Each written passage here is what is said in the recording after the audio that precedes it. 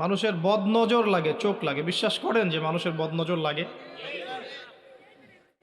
কুল আউযু বিরাব্বিল ফালাক মিন শাররি মা খালাক ওয়া মিন শাররি গাসিকিন ইযা ওয়াকাব ওয়া মিন শাররিন নাফাসাতি ফিল উকাদ ওয়া মিন শাররি হাসিদিন ইযা হাসাদ। এই সূরাগুলো নাজিল হওয়ার পিছনে এই বদনজর, চোখ লাগা, জাদু এগুলোর হিস্ট্রি আছে। নবী সাল্লাল্লাহু আলাইহি ওয়াসাল্লাম বলেছেন, ইন্নাল আইনা হক, চোখের বদনজর সত্য। এমনকি চোখের বদনজর একটা জীবিত উটকে রান্নার ডেকচিতে নিয়ে আসতে পারে। আর এই আইওয়াশ শোডাউন করে, আইওয়াশ করে আমাদের কাজের চেয়ে কাজের প্রচারণা বেশি করে যে ক্ষতিটা হয়েছে, যে দিনে দিনে আস্তে আস্তে আস্তে আস্তে বাংলার জমিন আলেম শূন্য হয়ে গেছে। ইউটিউবিং ভালো জিনিস করতে পারেন, কিন্তু আপনি যদি এমন সামলাইন ইউজ করেন, এমন অংশ কাট করেন যেটার সাথে ওই বক্তব্যের বিষয়ের বা বক্তার কোনো সম্পর্ক নাই, এবং এরপর যদি বক্তার উপর কোনো হ্যারাসমেন্ট আসে, এর দায়ভার কে গ্রহণ করবে? নিঃসন্দেহে কিয়ামতের মাঠে এর হিসেব না দিয়ে সে কিন্তু পার পাবে না। এই কাজগুলো করার মধ্য দিয়ে দিন দিন ওলামায়ে কেরামের সংখ্যা কমে গেছে এ দেশের মাটিতে। তো আপনারা কি চান যে এরকম চলতে থাক? 1000 জন ইউটিউবার কি একজন আলেমের জায়গা নিতে পারবে? একজন ওলামায়ে কেরামের মধ্যে হকপন্থী যারা, তাদের দ্বারা যে খেদমতটা হবে, এই খেদমত কি আর 10 জনকে দিয়ে সম্ভব? মুসলিমদের উচিত আবেগের পিছনে না ছোটা। এত আবেগী হবেন না। একটা রাস্তা খালি করতে যদি এত সময় লাগে, এতগুলো কথা বলতে হয়, এত হ্যাসেল হয়, ইসলামী রাষ্ট্র কিভাবে কায়েম করবে? 7 দিনের মধ্যে দেখবেন ব্রিটেন আক্রমণ করে আপনাকে শেষ করে ফেলেছে। রাসূল সাল্লাল্লাহু আলাইহি ওয়াসাল্লামের সাহাবীরা কি এরকম আবেগপ্রবণ ছিলেন, আবেগের পিছনে ছুটতেন, নাকি তারা কনস্ট্রাকটিভলি কাজ করে করে দিনটাকে কায়েম করেছেন? কোনটা?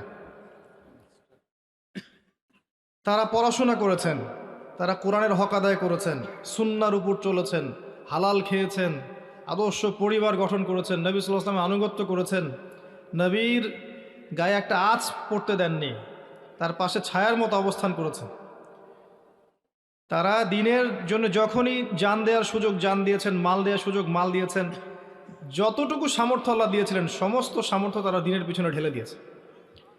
আস্তে আস্তে আস্তে আস্তে শুধু তাই না, নির্যাতন সহ্য করেছেন প্রচুর, গালিগালাজ, গীবত, তহমত, শারীরিক অত্যাচার, মানসিক অত্যাচার, অর্থনৈতিক বয়কট, দেশ ছাড়া হওয়া, সব সহ্য করার পর 23 বছরের এই সাধনার পরে আল্লাহ পাক মক্কা বিজয় দিয়েছে। একটা সেলফি দিয়ে, একটা ভিডিও দিয়ে, একটা সেলিব্রিটির সাথে একটা ছবি তুললে ইসলাম কায়েম হয়ে যাবে? একবার তাকবীর দিলে, আল্লাহু আকবার বললে ইসলাম কায়েম হয়ে যাবে? গোড়া থেকে ইসলামের কাজ করতে হবে। গোড়া থেকে ইসলামের কাজের প্রথম ধাপটাই হচ্ছে পড়াশোনা করা। প্রথম আয়াতটা কি ছিল? ইকরা বিসমি রাব্বিকাল্লাযী খালাক, তাই ছিল না? দেখেন, ওই সময় আইয়ামে জাহিলিয়াতের যুগ ছিল, একটু বোঝেন। ওই সময় শিরকের পাপ ছিল, ওই সময় মূর্তি পূজা ছিল, মাধ্যম পূজা ছিল, তারপরে কিছু নাস্তিকতার আকীদাও তখনও ছিল। ওই সময় সুদের মতো অভিশাপ ছিল সমাজে, ওই সময় জেনা ছিল, নারী জাতির অবমাননা ছিল, কন্যা সন্তানকে জীবিত দাফন পর্যন্ত করা হয়েছে, মাদক দ্রব্যের ব্যাপক সয়লাভ ছিল, গোত্রীয় হানাহানি কাটাকাটি ছিল, ছিল না? এই সমস্ত কিছুর সলিউশন আল্লাহ পাক প্রথমে বলেছেন ইকরা, পড়ুন। ওই আয়ামে জাহিলিয়াতের এখনকার বিশ্বের জাহিলিয়াতের মধ্যে কোনো পার্থক্য নাই। ওই জাহিলি যুগ ছিল শিরকি যুগ, এখনকার যুগের মধ্যে দেখবেন শিরক দিয়ে ভর্তি সব জায়গায়। অমুসলিমদের মধ্যে তো আছেই, মুসলিমদের মধ্যেও শিরকি আকীদা এবং আমল আছে। ওই যুগে ছিল রিবা, সুদের অভিশাপ, এই যুগের সারা বিশ্বজুড়ে সুদের অভিশাপ। যে একটু আগে কি জানি লেকচার দিচ্ছিলেন, আমি দেখিনি তাকে, আমি শুনছিলাম ইস্তেনজা এবং ওযু করতে গিয়ে যাকাত সম্পর্কে তিনি আপনাদেরকে বোঝাচ্ছিলেন। আসলে এটাই হচ্ছে ইসলামিক ইকোনমিক্সের বেস। এই জায়গাটা এখন দখল করেছে রিবা বা সুদ। যাকাত সমাজে ইকোনমিক সাম্য নিয়ে আসে, আর সুদ নিয়ে আসে বৈষম্য। সুদের ফলশ্রুতিতে ধনী আস্তে আস্তে ধনী হতে থাকবে এবং গরিব আস্তে আস্তে গরিব হতে থাকবে। তো ওই সময়টাতে এই সুদের অভিশাপ ছিল। এই অভিশাপ এখন বৈশ্বিকভাবে আছে, গ্লোবালাইজেশন হয়েছে। ওই পশ্চিমা সভ্যতার মধ্য দিয়ে সারা বিশ্বে এখন সুদই সিস্টেম চলছে, এবং মুসলিমরা দিব্যি সুদ খাচ্ছে আর চিন্তা করছে আমি 5 ওয়াক্ত নামাজ পড়ে জান্নাতে চলে যাবো ইনশাআল্লাহ। মানে ধর্মীয় জীবনে সে পাক্কা মুসল্লি, 5 ওয়াক্ত নামাজ পড়ে কপালে সেজদার দাগ আছে, অর্থনৈতিক জীবনে গিয়ে সে পাক্কা সুদখোর। আমার কথা বোঝা যায়? এটা ছিল ওই জাহিলি যুগের সুন্নাহ, যেটা এখন চলছে। তৎকালীন সময় মাদকের একটা ব্যাপক প্রচলন ছিল, এমনকি যেদিন মদ হারাম হয়েছে ওই দিন পর্যন্ত কিন্তু মদ পানের একটা সিলসিলা ছিল। তো এখন আপনি সারা বিশ্বের দিকে তাকান এবং ইয়াং জেনারেশনের দিকে তাকান, দেখবেন সিগারেট থেকে শুরু হয়ে ইয়াবা পর্যন্ত বিভিন্ন গোত্রের মাদকদ্রব্য তারা সেবন করছে দিব্যি, এবং দাবি করছে যে তারা মুসলিম পরিবারের সন্তান। একই বিষয়, একই সুন্নাহ, কোনো কিছু পরিবর্তন হয়নি আসলে। আলটিমেটলি দেখবেন ওই প্রাচীনতায় আবার ফিরে এসেছে মডারেশনের রূপে, আধুনিকায়নের রূপে। এরপর দেখেন ওই যুগে ছিল নারীর অবমাননা, এবার এই যুগে এসে দেখেন সারা বিশ্বব্যাপী দেখেন মেয়েদেরকে যে বেপর্দায় করে বের করা থেকে শুরু করে মেয়েদের ইজ্জতের হানি ঘটানো, যে পর্নোগ্রাফি, অশ্লীলতা, যে নগ্ন মডেলিং থেকে শুরু করে যা যা আছে, এবং নারী গর্ভে যদি দেখে যে মেয়ে সন্তান, এই ভ্রূণটাকে নষ্ট করা পর্যন্ত সব কিছু চলছে এখনো। কিছু কি চেঞ্জ হয়েছে? চেঞ্জ হয়নি। এমনকি ইসলাম ধর্মের নামেও এখন অনেক সময় দেখা যায় যে বোনদের সম্পত্তির অধিকার দেওয়া হচ্ছে না, হয় না? তো নারী কি সত্যি তার অধিকার ফিরে পেয়েছে? হ্যাঁ, সেই নারীরা পেয়েছে যারা আল্লাহর বিধান এর আনুগত্য করেছে এবং পর্দার বিধানের কাছে এসেছে, রাসূলের আনুগত্য করছে, তারা হয়তো পাচ্ছে। একই স্টাইল দেখেন, ওই যুগে যে গোত্রীয় হানাহানিগুলো ছিল, এখনকার এই হানাহানিটা আমাদের পলিটিক্যাল হানাহানি, বৈশ্বিক হানাহানি, রাষ্ট্রে রাষ্ট্রে হানাহানি, এগুলোতে রূপ নিয়েছে। কোনো কোনো ক্ষেত্রে ধর্মতাত্ত্বিক হানাহানিতেও রূপ নিয়েছে। এই মাযহাব, ওই মাযহাব, এই সালাফি, ওই আহলে হাদিস, এই হানাফি, সব চলছে আর কি, মারামারি। মানে এবং খেয়াল করে দেখবেন এগুলোর ফলশ্রুতিতে উম্মাহ আস্তে আস্তে বিভক্ত হয়ে গেছে, এবং আমরা এখন ডিভাইডেড সেপারেটেড, এবং আমরা ডিভাইডেড হওয়ার পরেও স্বপ্ন দেখছি যে আমরা ইনশাআল্লাহ ইসলাম কায়েম করব। বিভক্ত একটা জাতি কিভাবে সফল হতে পারে? একটা বিভক্ত জাতি, এখানে ধরেন আপনার 1000 জন আছেন, 1000 জনের মধ্যে 100টা দল, প্রত্যেক দলে আপনি 10-20 জন করে মানুষ আছে আপনার। তো এবং ব্যাপারটা এমন যে একটা দলকে যদি আক্রমণ করা হয় বা তার উপর কোনো নির্যাতন আসে, অন্য দল মিষ্টি বিতরণ করে। তো এরকম বিভক্ত একটা উম্মাহ দিয়ে কিভাবে কি হবে আমার আসলে বুঝে আসে না। আমি শেয়ার করছি আপনাদের সাথে। আমি উনি যেগুলো বললেন এগুলোর সাথে আমার কোনো সম্পর্ক নাই। আমি খুব বড় মুফাসসিরে কোরআন নই, এবং আরও কি জানি শব্দ বলে, শায়েখ, ওস্তাদ, বিশ্ববরেণ্য, অমুক তমুক, এত কিছু নয়। আমি শুধু একজন আল্লাহর বান্দা এবং আপনাদের ভাই, তালেবে ইলম, দিনের দায়ী, এতটুকুই। আমার কথা যতটুকু কোরআনের সাথে মিলবে, হাদিসের সাথে মিলবে, আপনারা নেবেন। যেটা মিলবে না সেটা নেবেন না। যদি আমার দ্বারা ভুল হতে পারে, স্বাভাবিক, সেই ভুলটা আমি যদি স্বীকার করি সেটা আপনারা প্রত্যাখ্যান করবেন, কোনো সমস্যা নেই। তবে আল্লাহ পাক একটা জিনিস আমার ভিতরে দেননি, আমি ফিল করি যে এই জিনিসটা আল্লাহ পাক আমাকে দেননি, আমার মনে হয় সেটা হলো হঠকারিতা এবং অহংকার। আল্লাহ পাক আমার মনের মধ্যে এটা দেননি বলে আমার মনে হয়। নিজের ভুল হলে বা নিজের অবস্থান আমি খুব ভালো করেই জানি। আমি যতটুকু বুঝি দিনটাকে এবং ওয়ার্ল্ড ইকোনমিক্সটাকে, জিও পলিটিক্সটাকে, এবং এই যে আমার সাবজেক্ট যেগুলো ছিল ফিলোসফি, পলিটিক্যাল সায়েন্স, সোশিওলজি, এগুলো যতটুকু বুঝি, এর আলোকে কোরআন সুন্নাহকে ঘাটাঘাটি করে আমি যতটুকু বুঝতে পারছি যে এই জামানা যেটা চলছে, এই জামানা আর রাসূলুল্লাহ সাল্লাল্লাহু আলাইহি ওয়াসাল্লামের স্বর্ণযুগের মধ্যে আকাশ পাতাল পার্থক্য আছে। এবং এই জামানার যে প্রবলেমগুলো, সমস্যাগুলো, আমি মেজর পয়েন্টগুলো খালি ধরিয়ে দেওয়ার চেষ্টা করছি জনগণের সামনে। বাকি এর সলিউশন কি হবে এটা আপনারা ভাববেন, ফিকির করবেন, এবং দেশের ওলামায়ে কেরামের কাছে গিয়ে এর সলিউশন চাবেন। আমি যদি সলিউশন দেওয়া শুরু করি তাহলে আমার এই সলিউশন দেওয়া দেখে অনেকের গাত্রদাহ শুরু হতে পারে। তো তাদের কাছে আপনারা সলিউশন নেবেন, যারা জাতির কাণ্ডারি, জাতির দিশারি দাবি করছেন, তাদের কাছে সলিউশন নেবেন। জিজ্ঞাসা করবেন যে ওয়ার্ল্ড ইকোনমিক্সের এই অবস্থা কেন, আজকে মুসলিমরা দিন দিন সম্পত্তি হারাচ্ছে কেন? জিজ্ঞাসা করেন, কি অ্যান্সার দেয়? মানির জগতে বিশাল পরিবর্তন ঘটছে, সোনা রূপা সব গায়েব, এখন পেপার মানি, তারপর ইলেকট্রনিক মানি, তারপর আর না জানি ডিজিটাল কোন কারেন্সি আসবে। এত পরিবর্তনের পিছনে রহস্যটা কি এবং এর ফলে আমরা সম্পদ হারাচ্ছি কেন? স্কলারদেরকে জিজ্ঞাসা করেন। জিজ্ঞাসা করবেন যে ইসলামের মধ্যে এত বিভক্তি কী জন্য এবং এখান থেকে উত্তরণের পথটা কি হতে পারে? সবাইকে কি একটা দলের সদস্য ফর্ম পূরণ করতে হবে, তাহলেই কি সমাধান হবে? তাদেরকে জিজ্ঞাসা করবেন। রিবা বেসড এই বিশ্বের ইকোনমি, এটাকে চেঞ্জ করার জন্য আমাদের পদক্ষেপ কী হওয়া উচিত? মিম্বরে দাঁড়ায় তাদেরকে বলতে বলবেন। আমরা কোরআন সুন্নাহ হাতে থাকার পরেও কি কারণে ওয়ার্ল্ডের সমস্যাগুলোকে ফেস করতে পারছি না বা পারলাম না, তাদেরকে জিজ্ঞাসা করবেন। কিভাবে আরব রাষ্ট্রের কলিজার মধ্যে দাঁড়িয়ে জারজ ইহুদিরা রাষ্ট্র গঠন করে সারা বিশ্বকে নেতৃত্ব দিচ্ছে, তাদেরকে জিজ্ঞাসা করবেন। সলিউশন তাদের কাছ থেকে নেবেন, কি সলিউশন, আর এগুলো নিয়ে কেন কথা বলবে না বা ভাববে না? মুসলিমদের রন্ধ্রে রন্ধ্রে শিরকি আকীদা ঢুকে গেছে এবং সুন্নাহর মধ্যে সমস্ত সুন্নাহর জায়গায় বেদাত ঢুকে গেছে। এগুলো থেকে বের হওয়ার পথ পদ্ধতি কি, স্কলারদেরকে জিজ্ঞাসা করবেন। যুব সমাজ, হিউজ সংখ্যক যুব সমাজ আজকে মাদকদ্রব্যের সাথে এডিক্টেড, পর্নোগ্রাফিতে আসক্ত।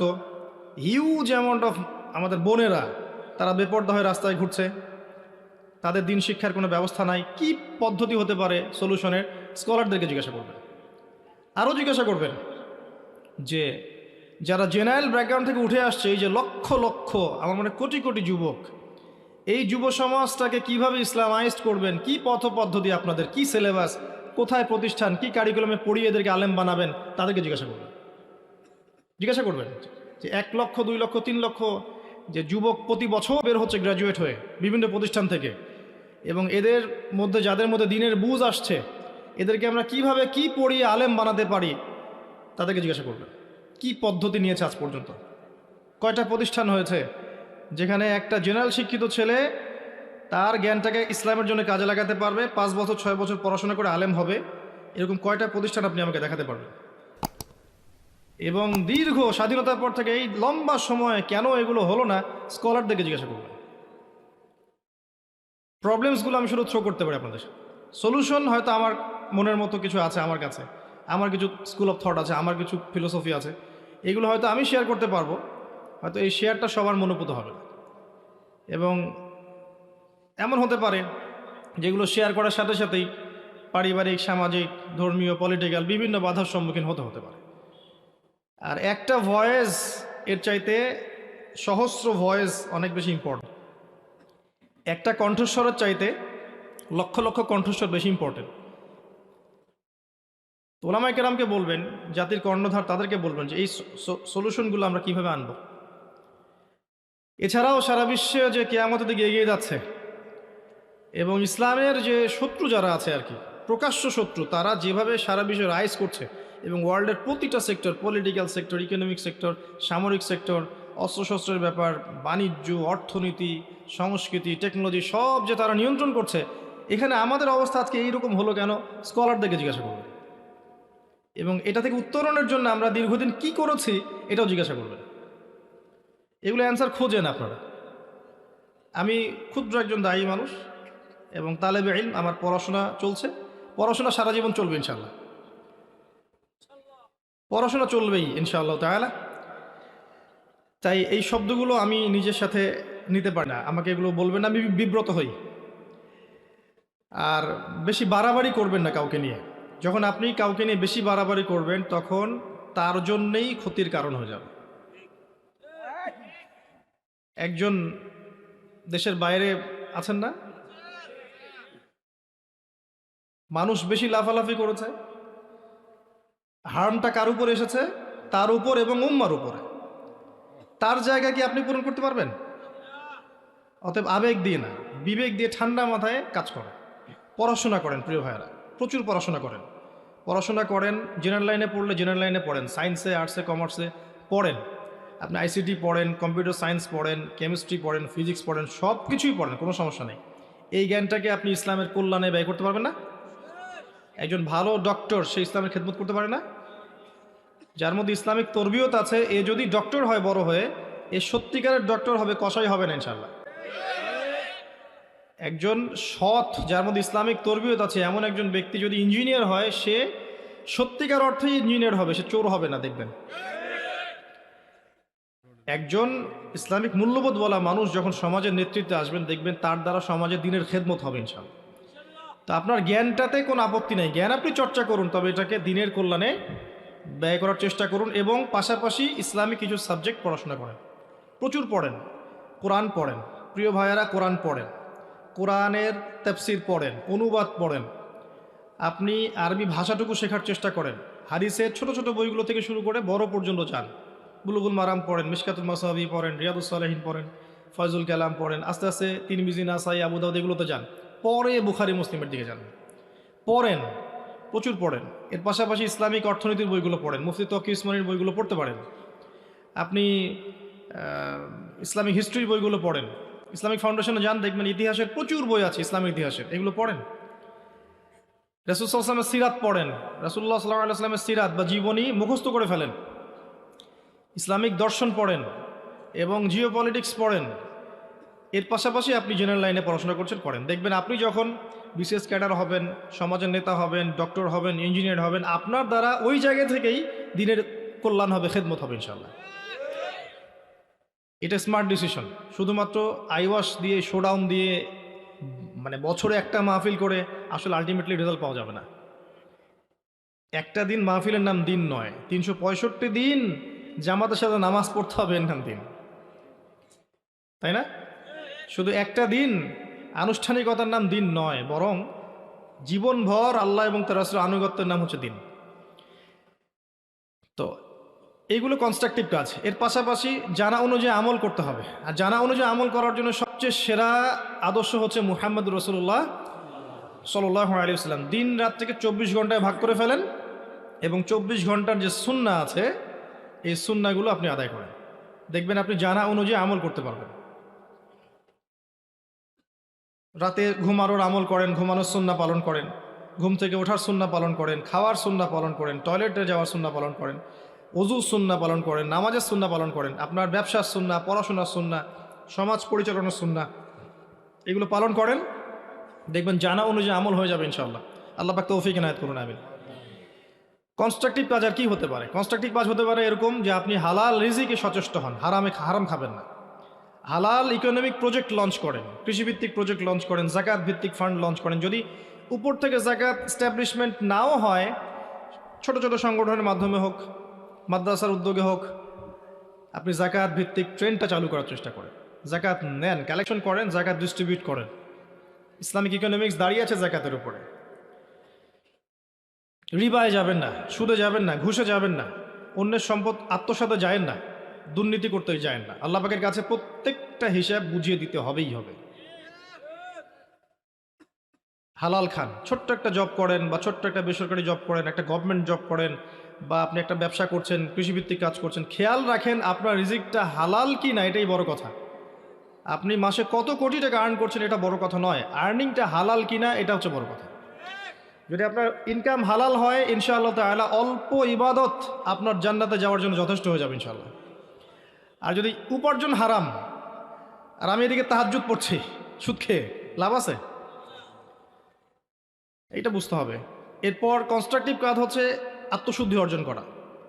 জ্ঞান অর্জন করছেন মাশাআল্লাহ, জানা অনুযায়ী আমল করছেন, হালাল খাচ্ছেন। আত্মশুদ্ধি, নিজের নফসটাকে পিউরিফাই করা কিভাবে করতে পারি?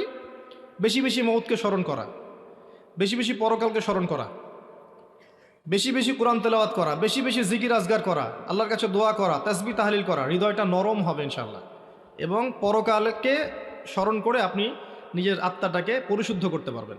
তখন আত্মা থেকে বের হয়ে যাবে হিংসা, এই যে গীবত, রিয়া, অহংকার, এগুলো সব বের হবে ইনশাআল্লাহ। আর যখন এগুলো বের হয়ে যাবে তখন আল্লাহর নূর আপনার কলবের মধ্যে আসবে। যখন আল্লাহর নূর আপনার কলবে আসবে তখন আপনি এমন কিছু দেখবেন, এমন কিছু শুনবেন, এমন কিছু বুঝবেন যে আর 10টা গবাদি পশু বুঝতে পারবে না। আর এখানে গবাদি পশু বলতে মানুষ কি বোঝানো হয়েছে? উলাইকা কাল আনআম বাল হুম আদল। ঠিক আছে। এরপর কনস্ট্রাকটিভ কাজ কি হতে পারে? হতে পারে আদর্শ পরিবার গঠন করা। আপনার পারিবারিক আদর্শটা হবে এমন যেন আপনার পরিবারের কর্তা ইব্রাহিম আলাইহিস সালামের মতো তাওহীদপন্থী।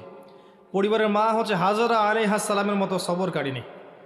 আপনার সন্তান ইসমাইল আলাইহিস সালামের মতো ধৈর্যশীল। এমন পরিবার গঠন করতে হবে। পরিবার হচ্ছে একটা রাষ্ট্রের গঠন একক। পরিবার যদি ইসলামিক না হয়, আসলে সামাজিক কাঠামোটা ইসলামিক হওয়াটা খুব দুষ্কর। আকীদা এবং আমলের পরিবর্তনটা বড় কথা। যদি আকীদা আমলের পরিবর্তনের মধ্য দিয়ে সমাজ সংস্কার করা যায়, এর দীর্ঘস্থায়ী ফলাফল পাওয়া যায়। আরও বিষয় হচ্ছে নিজেদের আপনার ব্যালেন্স, আপনার প্রপার্টি, এগুলোকে এমন সম্পদে রূপান্তরিত করুন যেগুলো সাস্টেইনেবল, যেগুলোর ইন্ট্রেন্সিক ভ্যালু আছে, অন্তর্নিহিত মান আছে।